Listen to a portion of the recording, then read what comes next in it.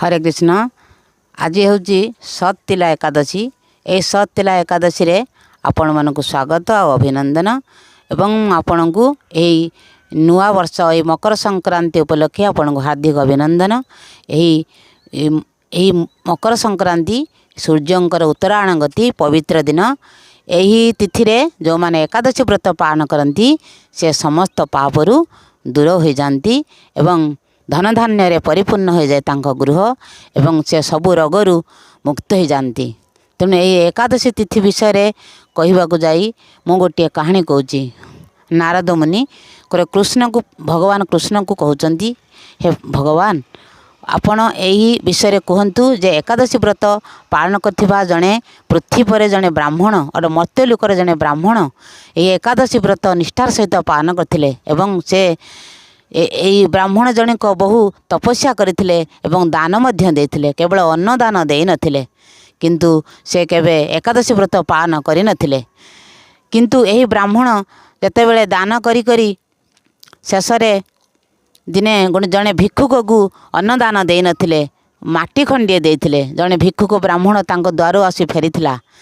तापरे से दिन ठारू मृत्युवरण करथिले एवं से मध्य स्वर्गलोक जाइथिले। किंतु से स्वर्गलोक रे तांको खाली घरटीए मिलिथिला किंतु खाइबाकू किछि मिली नथिला। से शेषरे विष्णु को पचारिबारु विष्णु कहिले, तुमे काहाको अन्नदान देहिन, सबु अन्नदान होछि महापुण्य। तेणु अन्नदान न देथिबा जोगु तुमे जेते धार्मिक हेले मध्य तुमको भोक उपास रहिबाकू पड़िबो। तेणु तुमे ए एकादशी व्रत पालन कले तुमे सबु पापरु मुक्ति हेबो एवं समस्त ऐश्वर्य तुम पाखु फेरी आसीबो। आ से दिन से बहुत दिन परे भोक उपास रही रही से व्रत पालन करथिले एवं से सततिला एकादशी पालन करी से समस्त धन धान्य रे परिपूर्ण होइथिले एवं समस्त ऐश्वर्य तांक पाखु फेरीथिला एवं से रोगग्रस्त होई स्वर्गरोहण करथिले। ठीक से पूरी एई एकादशी व्रत रे 6टी नियम पालिबाकू हेबो।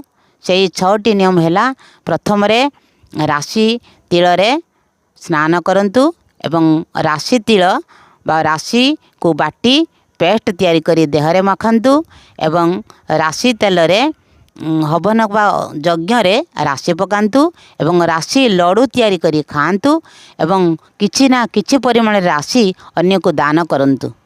ताहले ए शॉर्ट अर्थ 6 प्रकार विधि रे बा 6 प्रकार कर्म रे राशि को व्यवहार कले यही एकादशीटी पूर्ण होइथाय एवं द्वादशी दिन यही व्रत पालन करी 6टा 20 रु 10टा 5 विधि रे अन्न प्रसाद बन